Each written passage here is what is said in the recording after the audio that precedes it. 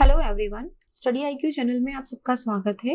UPSC mains answer writing practice में आज हम जीएस 3 का एक टॉपिक ले रहे हैं जो हमारे लैंड रिफॉर्म वाला जो टॉपिक है उसके अंदर आ रहा है, लैंड रिफॉर्म्स। ठीक है, सो ये लैंड रिफॉर्म का आपको थोड़ा सा पोर्शन जीएस 1 में भी मिलेगा, लेकिन ये मिलेगा आपको कॉलोनियल स्ट्रक्चर जो लैंड रिफॉर्म की थी या लैंड डिस्ट्रीब्यूशन का था वहां पे मिलेगा, जहाँ पे हमारा जमींदारी, रौतवारी, ये सारे सिस्टम्स थे। नाउ इंडिया के अंदर क्वेश्चन आज हमारा ये है कि लैंड रिफॉर्म ने क्या मेजर रोल प्ले करा है एग्रीकल्चर डेवलपमेंट के लिए। नाउ अगर आपको मैं कुछ फैक्ट्स दूं तो हमारा 48% तक का जो पॉपुलेशन है वो डायरेक्टली एंड इनडायरेक्टली एग्रीकल्चर में इन्वॉल्व है, और एग्रीकल्चर का जीडीपी में जो इन्वॉल्वमेंट है, जो परसेंटेज शेयर है, वो है अराउंड 18% के आसपास। So a major portion of the population, around half of the population हमारी एग्रीकल्चर में इन्वॉल्व है, लेकिन फिर भी उस चीज का शेयर हमारी कंट्री में सिर्फ 18% तक का है। तो क्या वजह है इसके पीछे? और इंडिया को हमेशा से एक कृषि प्रधान देश के नाम से जाना जा रहा है, क्योंकि हम अगर आप इंडस वैली सिविलाइजेशन से भी एग्जांपल लो तो इंडस वैली सिविलाइजेशन से ही इंडिया में एग्रीकल्चर बहुत ज्यादा प्रोमिनेंट रहा है। अभी हम लोग मैन्युफैक्चरिंग एंड सर्विस सेक्टर की तरफ बढ़ना स्टार्ट हुए हैं आफ्टर इंडिपेंडेंस, एंड स्पेशली अगर मैं बात करूं तो आफ्टर एलपीजी हम लोगों ने मैन्युफैक्चरिंग एंड सर्विस सेक्टर में बहुत ज्यादा इन्वॉल्व होना स्टार्ट करा है। सो द पॉइंट इज कि जब आपकी आधी जनता किसी एक पर्टिकुलर सेक्टर के अंदर इन्वॉल्व होती है तो उसमें कौन से ऐसे फैक्टर्स होते हैं जो उसके डेवलपमेंट में काम करते हैं। Now land is one thing which is very important in the agriculture. Other than the आपको कितना फर्टिलाइजर मिलता है, क्या सीड्स हैं, क्या इरिगेशन है, मार्केटिंग किस है, ये सब चीजें तो बाद में आती है। सबसे पहले आता है कि क्या किसान के पास खेती करने के लिए जमीन है या नहीं है। तो लैंड रिफॉर्म्स इसीलिए बनाए गए थे कि जब ब्रिटिशर्स चले गए थे आफ्टर इंडिपेंडेंस, जमीन के बंटवारे में बहुत ऊपर नीचे था। बहुत कम ऐसे जमींदार थे, माइनॉरिटी में थे, लेकिन बहुत ज्यादा परसेंटेज जमीन का उन्होंने होल्ड करके रखा हुआ था।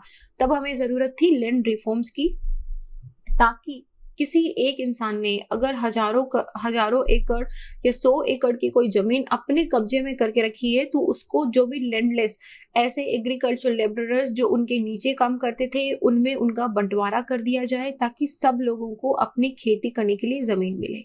इसीलिए लैंड रिफॉर्म्स लाए गए थे। ना लैंड रिफॉर्म्स जो है वो 2 फेजेस में हुए हैं, अभी भी चल रहे हैं। बहुत सारे स्टेट्स ऐसे हैं जिन्होंने बहुत प्रोएक्टिवली लैंड रिफॉर्म्स करे। जमींदारों से जो उनकी जमीन थी उसको लेके जो किसान थे उनमें बांट दी गई थी। इसके अलावा लैंड रिफॉर्म के और भी बहुत मेथड्स हैं, जैसे पहले मैनुअल होता था, अभी डिजिटाइजेशन कर दिया है हमने। सो क्या है लैंड रिफॉर्म्स और एग्रीकल्चर डेवलपमेंट के लिए क्यों इनको जरूरी है, इसके बारे में आज बात करते हैं। मेरा नाम संतोष चौधरी है। अगर आप मुझसे जुड़ना चाहते हैं तो इंस्टाग्राम पे little_simple_बुद्धा एंड सेम नाम से टेलीग्राम पे आप मुझसे जुड़ सकते हैं। इस क्वेश्चन का पीडीएफ आपको टेलीग्राम पे मिल जाएगा। एंड ऑल्सो एज यूजुअली से, क्योंकि आप 2021 के लिए इसको देख रहे हैं and if you are watching it, I consider कि आप एक सीरियस एस्पिरेंट हैं, तो सीरियस एस्पिरेंट के लिए ये भी जरूरी है कि अगर आपको फर्स्ट या सेकंड या व्हाटएवर गो आप इस यूपीएससी मेंस को दे रहे हो, टाइम बहुत कम बचेगा, इसलिए जरूरी है कि आप आंसर राइटिंग की प्रैक्टिस आज से और अभी से स्टार्ट कर दो। Start writing your answers. आप उन्हें मुझे इंस्टाग्राम पे भेज सकते हो या फिर आप स्टडी आईक्यू के ईमेल आईडी doubts.studyiq@gmail.com पे भी भेज सकते हो। तो क्वेश्चन देखते हैं। 2016 में क्वेश्चन आया था लैंड रिफॉर्म पे। Discuss the role of land reforms in agriculture development. Land reform का क्या रोल है एग्रीकल्चर डेवलपमेंट में। ऑल्सो आइडेंटिफाई द फैक्टर्स, ऐसे क्या फैक्टर्स रहे हैं which are responsible for the success of land reforms in India. तो जैसा कि हम हर बार बात करते हैं, क्वेश्चन का कोर डिमांड क्या है। हमेशा जब भी आंसर लिखो क्वेश्चन की डिमांड के अकॉर्डिंगली हमको लिखना है। नाउ सबसे पहले हमको बताना है कि लैंड रिफॉर्म होते क्या है। सो हम सबसे पहले हम इंट्रोडक्शन में करेंगे कि व्हाट आर लैंड रिफॉर्म्स। इसको थोड़ा सा डिफाइन करने के बाद हम बताएंगे कि role of land reform in agriculture development. ठीक है, अब इसमें आप लैंड रिफॉर्म्स को 2 पार्ट में बांट सकते हो, जस्ट आफ्टर इंडिपेंडेंस और उसके बाद में second phase of land reforms हुआ था उसमें। और उसके बाद थर्ड पोर्शन या फिर second part of our question आएगा बी, की factors responsible for the successful land reforms. तो इसके अंदर हम लिखेंगे कि क्या क्या फैक्टर्स हैं। नाउ इन फैक्टर्स को अगर आप चाहो तो वेरियस सब कैटेगरीज में भी डिवाइड कर सकते हो कि पॉलिटिकल फैक्टर क्या होगा, एजुकेशनल फैक्टर क्या रहा होगा, सोशल फैक्टर क्या रहा होगा, इकोनॉमिकल फैक्टर क्या रहा होगा। ये डिपेंड करता है आप पे। अगर आप इसे सब कैटेगराइज करना चाहते हो तो सब कैटेगराइज करके भी लिख सकते हो, अदरवाइज आप इसे पॉइंट फॉर्म के अंदर ऐसे भी लिख सकते हो। तो ये हमारा बेसिक फ्रेमवर्क रहेगा क्वेश्चन का कंटेंट देखते हैं कि हम क्या लिखेंगे ना। सबसे पहले डेफिनेशन आती है कि लैंड रिफॉर्म्स बोलते किसे हैं। लैंड रिफॉर्म जो है ये मतलब आपकी जमीन के बंटवारे में या फिर जमीन की जो ऑनरशिप है उसमें रेगुलेशंस लेके आना। रेगुलेशंस किस किस में लाना, ऑनरशिप के अंदर रेगुलेशन लेके आना कि किसकी ऑनर्ड रहेगी वो जमींदारों से। उसको जब लैंडलेस फार्मर्स में बांट दिया गया था तो ऑनरशिप चेंज हो गई थी, तो ऑनरशिप में चेंज करना। ऑपरेशन में चेंज करना कि क्या आपकी खुद की जमीन है, आपने किसी को किराए पे दे के रखी है या आपने किसी से लेके रखी है, क्या ऑपरेशन हो रहा है उस पे, लीजिंग जमीन का कैसे लीज हो रहा है, जमीन का सेल कैसे हो रहा है और जमीन का इनहेरिटेंस किस तरीके से होगा। इन सब चीजों को रेगुलेट करना लैंड रिफॉर्म के अंदर आता है। लैंड रिफॉर्म को अगर बहुत ही सिंपल शब्दों में समझाया जाए तो ये है कि एग्रीकल्चर लैंड का रीडिस्ट्रीब्यूशन करना। आप जो किसानों की जमीन है उसको रीडिस्ट्रीब्यूट कर रहे हो इस तरीके से कि वो उन सबको प्रॉफिटेबल हो। ऐसा नहीं हो कि सिर्फ एक पर्टिकुलर सेक्शन के लिए वो प्रॉफिटेबल हो, सारे सेक्शंस के लिए प्रॉफिटेबल होगा और एग्रीरियन रिफॉर्म्स इसमें रिलेटेड होते हैं। नाउ कॉलोनियल रूल जब था ब्रिटिश टाइम में, तब एक बहुत ही ड्रामेटिक शिफ्ट दिखाई दिया था लैंड ओनरशिप में। अगर आपने ancient, medieval and modern history पढ़ा है तो आप ये देख सकते हो कि जमींदारी जो है वो अंग्रेजों के आने के बाद में बहुत ज्यादा प्रोमिनेंट हो गया था। अंग्रेजों ने सीधा जो उनको लैंड रेवेन्यू चाहिए था वो सीधा का सीधा जाके जमींदारों से लेते थे और जमींदार उसको एक्सट्रैक्ट करते थे लैंडलेस लेबरर से या लैंडलेस एग्रीकल्चर किसानों से लेते थे। नाउ यहाँ पे जो ड्रामेटिक शिफ्ट आया था इसमें क्या था कि जनरली जो मेजर ट्राइब या फॉरेस्ट कम्युनिटीज थी उनकी जमीन को ब्रिटिश कल्टीवेटर्स ने सीज कर लिया था, उनको वहां से निकाल दिया था, उनको हटा दिया था, उन्होंने कब्जा कर लिया था। एंड सिमिलरली जमींदारों ने भी, जैसे बहुत कभी कभी तो मुझे जनरली हम लोगों को नहीं आइडिया है क्योंकि हम अभी के जनरेशन हैं, लेकिन अगर आप कभी पुरानी मूवीज देखोगे तो आप पुरानी मूवीज, बॉलीवुड मूवीज जो 1940s में, 50s, 60s में जो मूवीज बनती थी जिनमें बिफोर इंडिपेंडेंस की बातें बताई गई है, उसमें आप देखोगे तो आपको पता चलेगा कि कभी कभी जमींदार के पास 3-4 गांवों की जमीन होती थी। उस पे गांव के सारे लोग काम करते थे, वो जमींदार के लिए काम करते थे। तो जो भी उपज होती थी वो जमींदार की होती थी। जमींदार उसमें से अपना एक पोर्शन जो है वो निकाल के ब्रिटिशर्स को दे देता था। जो मेजर पोर्शन होता था जमींदारों के पास कंपैरेटिवली काफी कम बचता था, लेकिन जिस इंसान ने, जिन किसानों ने अपनी मेहनत से, खून पसीने से उस जमीन पे खेती करी होती है उनका प्रपोर्शन तो बहुत ही ज्यादा कम होता था।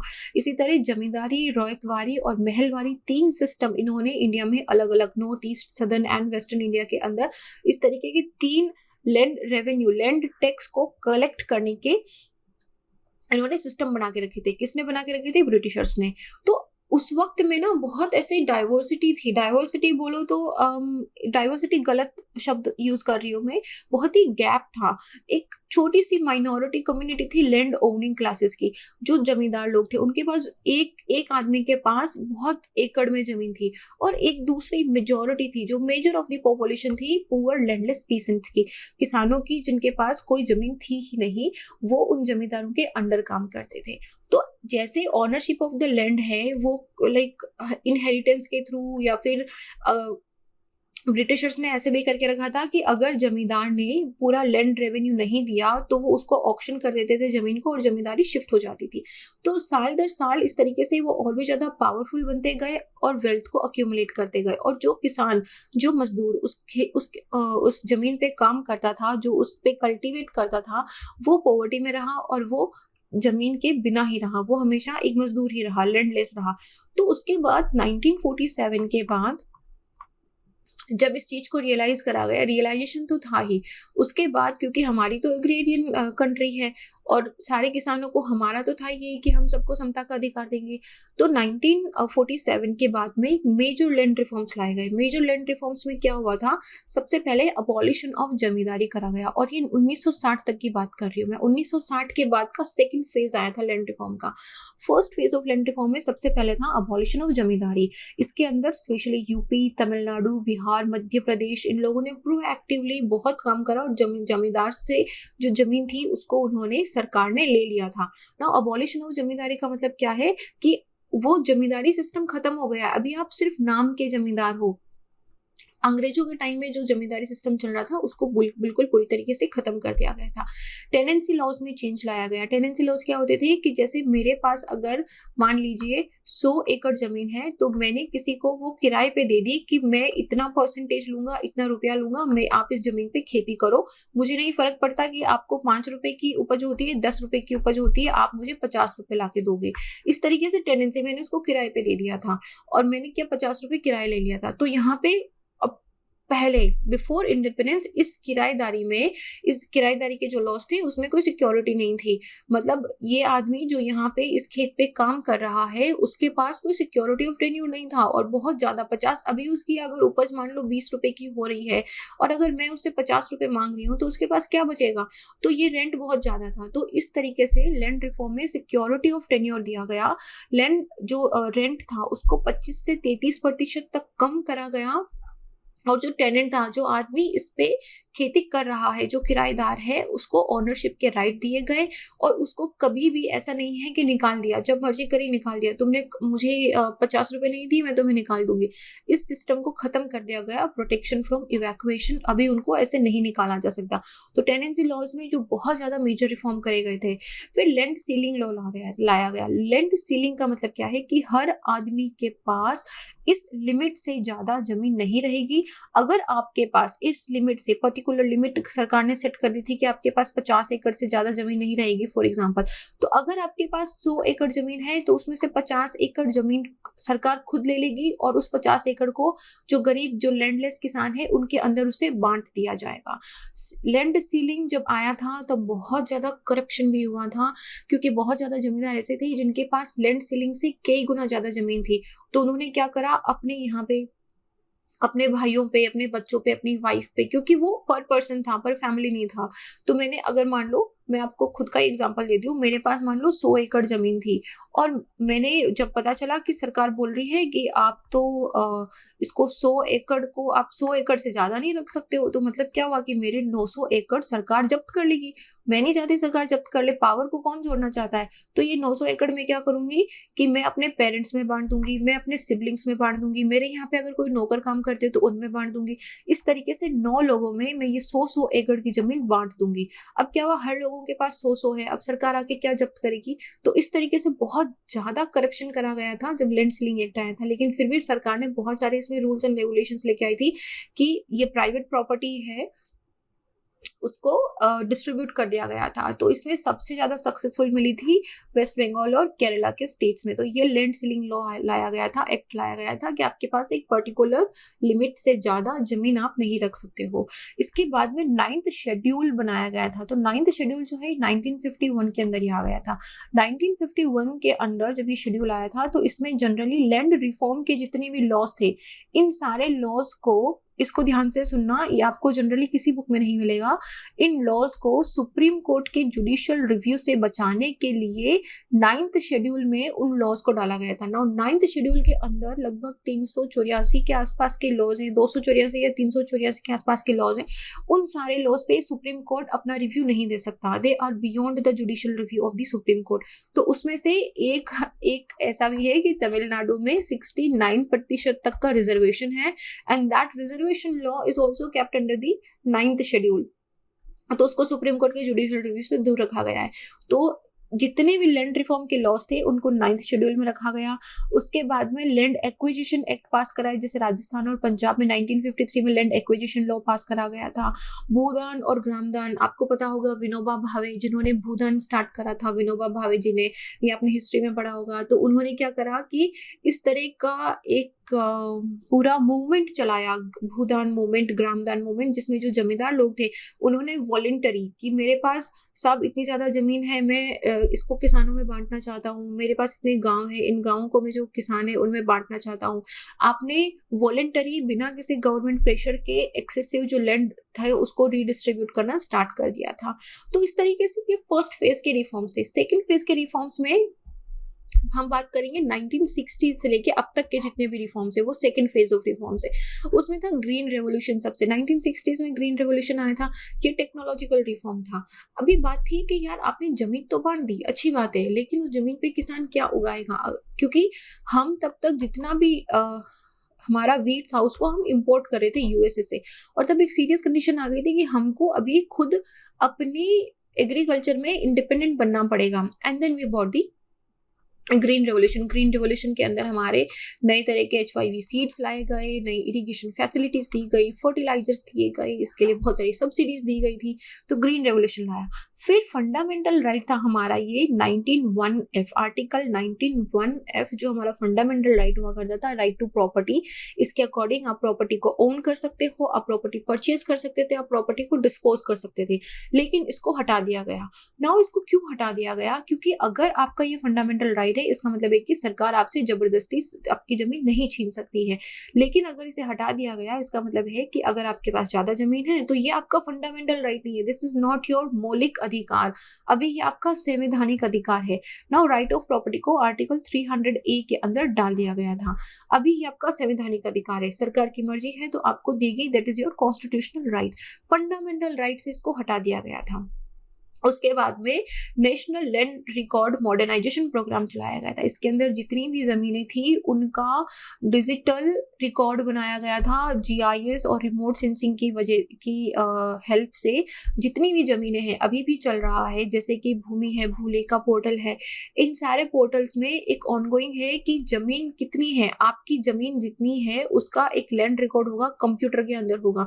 तो अभी ये आपकी परमानेंट है, ये रिकॉर्ड हो गई है, अभी इसमें तहसीलदार भी इधर से उधर नहीं कर सकता है। तो ये computerisation of the land record जब से हो गया तब से लिटिगेशंस बहुत कम हो गए। क्योंकि पहले क्या झगड़े होते थे, आप अगर आप किसान अगर आप एग्रीकल्चर से रिलेट करते हो, अगर आप गांव में रहते हो तो आपको पता है कि छोटी छोटी बातें होती है कि इनकी मेड नहीं है, आपने यहाँ से हमारी रोड निकाल ली, नहीं यहाँ पे ये 5 फीट की हमारी जमीन थी आपने ले ली। सो इस तरह के जितने भी इश्यूज थे उन सबको सॉर्ट आउट करा गया, computerisation of the land record करा गया। अभी जो बात कंप्यूटर में है वो फिट थी, तो इसमें लिटिगेशंस बहुत कम हो गए थे और लैंड यूज प्लानिंग बहुत अच्छी हो गई थी। तो second part of the question है हमारा कि क्या फैक्टर्स थे ऐसे जिन्होंने लैंड रिफॉर्म की तरफ हमको सक्सेस दिलाई थी। तो देखो यार, सबसे पहले तो ना पॉलिटिकल विल होना बहुत ज़रूरी है। जब तक पॉलिटिकल विल नहीं होती है, 2 चीज़ें काम आती है। एक तो आता है कि आपके सिटीजन्स कितने अवेयर हैं, क्या आपका सिटीजन आपको बहुत पुश कर रहे हैं, तो that is one thing. And उसमें भी लॉ तभी बन के आएगा जब पॉलिटिकल विल होगी। सरकार तभी लॉ बनाएंगे जब सरकार खुद अग्री करती है कि हाँ हमको इस पे लॉ बनाना चाहिए। तो पॉलिटिकल विल बहुत थी उस वक्त पे, क्योंकि जवाहरलाल नेहरू जी थे और हमारे जितने भी फ्रीडम फाइटर्स थे वो सब हमारे कॉन्स्टिट्यूशनल मेकर थे। वो चाहते थे कि इंडिया एक सक्सेसफुल इंडिया बने। तो यहाँ पे 9th शेड्यूल लाया गया था, एज सुन एज 1951 में लेके आ गए थे हम ये, और उसके बाद में राइट टू प्रॉपर्टी को अबॉलिश कर दिया गया था। तो यहाँ पे पॉलिटिकल विल लाके इन्होंने क्या करा कि इन्होंने लैंड रिफॉर्म के अंदर जो लॉज बनाए उनको जुडिशियल रिव्यू से दूर रख दिया कि उसमें कुछ भी छेड़खानी ना करें, हम लैंड रिफॉर्म इतना सीरियसली लाना चाह रहे हैं। उसके बाद में जो फर्स्ट ईयर प्लानिंग आई थी हमारी, फर्स्ट ईयर प्लानिंग, उसके फर्स्ट 5 ईयर प्लानिंग सॉरी, तो उसके अंदर एडिक्वेट प्लानिंग करी गई थी कि किस तरीके से लैंड रिफॉर्म लाया जाएगा, एग्रीकल्चर को किस तरीके से डेवलप करा जाएगा, किस तरीके से हम इरिगेशन फैसिलिटीज को प्रोवाइड करेंगे, रिसोर्सेज को कैसे एलोकेट करा जाएगा। इस सारी प्लानिंग को फर्स्ट 5 ईयर प्लानिंग के अंदर लाया गया था। गांधी के जो आइडियल्स थे, भूदान ग्रामदान मूवमेंट हुआ था, तो इन सब ने लोगों को बहुत मोटिवेट करा कि वो लैंड रिफॉर्म के लिए एक तो अवेयर रहे और एक खुद वॉलंटरी अपनी लैंड को डिस्ट्रीब्यूट या रीडिस्ट्रीब्यूट कर दे।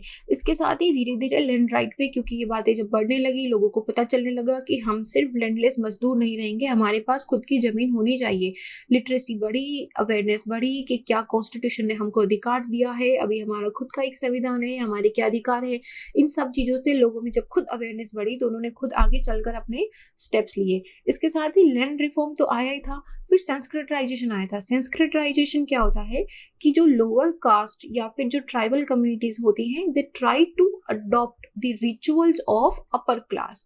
अपर क्लास के रिचुअल्स, देखो ये आपको जो हिस्ट्री की, सोशियोलॉजी की क्लास की बुक है, उसमें आपको मिलेगा। संस्कृताइजेशन का एक पूरा चैप्टर है, तो उसके अंदर लोअर क्लास, ये class system, no matter how much we try to take it away, it just never goes away वाली बात होती है। सो अभी भी बहुत बार आपको दिखेगा कि जो कास्ट सिस्टम है उसमें जो लोअर कास्ट के लोग हैं वो अपर कास्ट के लोगों के रिचुअल्स को अडॉप्ट करने की, उनको अपने अंदर लाने की कोशिश करते हैं, ताकि कास्ट सिस्टम में दे फील और they visualise themselves as the upper class. So Sanskritisation हुआ, तो इसके अंदर क्या हुआ कि जो लोअर कास्ट है दे बिकेम मोर ऑर्गेनाइज्ड, वो ज़्यादा अवेयर हो गए, ज़्यादा असर्टिव हो गए अपने राइट्स को लेके। डेमोक्रेटाइजेशन आया एंड पंचायती राज आया, इन सब ने अवेयरनेस फैलाया और ये सब लैंड रिफॉर्म के लिए बहुत ज़्यादा सक्सेसफुल फैक्टर्स बने थे। इसके साथ ही क्योंकि अभी भी है ये, बहुत ज़्यादा किसान सभाएं बनाई गई, इस चीज़ को डिस्कस करा गया, फार्मर्स एसोसिएशंस बनाया गया और इस चीज़ के लिए गवर्नमेंट को प्रेशराइज करा गया। जिन स्टेट गवर्नमेंट जैसे केरला, वेस्ट बंगाल यहाँ पे काफ़ी सक्सेसफुल थे, तो बाकी स्टेट गवर्नमेंट्स भी इस चीज़ को लेके काफ़ी मोटिवेट हुई और उन्होंने भी इसमें काम करा। तो फार्मर्स ने खुद को ऑर्गेनाइज करा और अपनी डिमांड्स को रेज करा। अगर मैं आपको छोटा सा एग्जांपल बताऊं तो फार्म बिल, हालांकि ये लैंड रिफॉर्म से रिलेटेड नहीं है, लेकिन फार्म बिल को लेके जो प्रोटेस्ट हो रहा है, it is how the farmers are organising themselves. वो अपनी डिमांड मनवाने के लिए किस तरीके से उन्होंने खुद को ऑर्गेनाइज करा है, किस तरीके से वो प्रोटेस्ट कर रहे हैं, ये एक एग्जाम्पल है। नाउ बहुत सारे एनजीओज और कॉपरेटिव्स भी ऐसे थे जिन्होंने फार्मर्स को इस चीज में मदद करा, चाहे वो लॉ को लेके मदद हो, चाहे वो किसी लीगल एड हो, चाहे वो कोई भी फाइनेंशियल एड हो, इस तरीके या लिटरेसी से रिलेटेड कुछ भी एड हो। तो इस तरीके से उन्होंने किसानों की मदद करी। और उसके बाद में जब ग्रीन रेवोल्यूशन के साथ ही जब हमारे हाई यील्ड वेराइटी सीड्स आए थे, इनऑर्गेनिक फर्टिलाइजर्स आए, सब्सिडीज देना स्टार्ट करा हमने, ऑयल एंड इलेक्ट्रिसिटी पे, इरिगेशन की नई फैसिलिटीज लाना स्टार्ट करा, तो उससे जब किसानों को रियलाइज हुआ कि यार हमारे पास अगर जमीन है और अगर हम ग्रीन रेवोल्यूशन लेते हैं तो हमारा कितना ज़्यादा प्रॉफिट होगा। तो इस तरीके से this profit making sense and awareness, इन सारी चीज़ों ने बहुत ज़्यादा रोल प्ले करा था हमारे लैंड रिफॉर्म्स को सक्सेसफुल बनाने के लिए। और लैंड रिफॉर्म अभी तक कंप्लीट नहीं हुए हैं, अभी तक it is an on going process. तो अगर मैं आपको बहुत ही इन शॉर्ट में एक छोटा सा एग्जांपल दूं तो नक्सलिज्म की अगर आप बात सुनते हो ना, तो नक्सलिज्म का ओरिजिन अगर आपको हिस्ट्री पता है तो that comes from the land reform also. Land reforms ठीक से नहीं हुए थे और वहीं से नक्सलिज्म की ओरिजिन हुई थी। और पोस्ट इंडिपेंडेंस रिफॉर्म्स जो हुए थे उन्होंने बहुत सारे किसानों को, मतलब अभी सिचुएशन 1947 में, 1945-50 में जो सिचुएशन था और 2020 में किसानों के पास जमीन को लेके सिचुएशन जो है, अभी टोटल डिफरेंट सिचुएशन है। ठीक है, अभी तो हमारी ये हालत हो गई है कि हमारे पास 1.6 हेक्टर का या पता नहीं शायद 0.8 हेक्टर का, if I am not wrong just right in the comment section, कितना है, इतना हमारा एवरेज लैंड होल्डिंग रह गया है इनहेरिटेंस की वजह से। कि मतलब मान लीजिए आपके पिताजी के पास अगर 10 हेक्टर की जमीन है और उनके अगर 5 बेटे हैं तो सबके पास 2-2 हेक्टर की जमीन आएगी, और उसके पास अगर उनके और 2-2 बेटे तो उनके पास 1-1 हेक्टर की जमीन आएगी। तो इस तरीके से लैंड का डिवीजन होता गया था।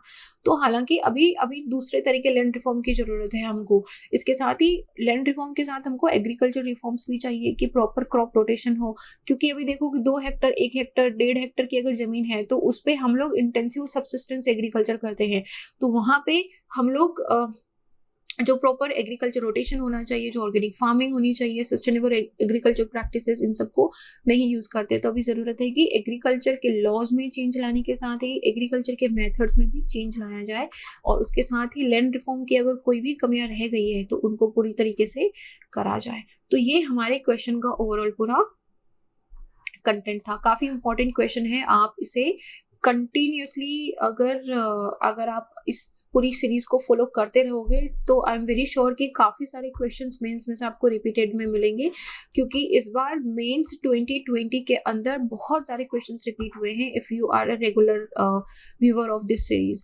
GS 1 के अंदर लगभग 5 से 6 क्वेश्चन रिपीटेशंस में थे। सिमिलरली GS 2, 3, 4 के अंदर भी काफ़ी सारे थे। इवन ऐसे का एक क्वेश्चन हमने रिपीट करा, एक क्वेश्चन जो हमने डिस्कस करा था that also came in the examination.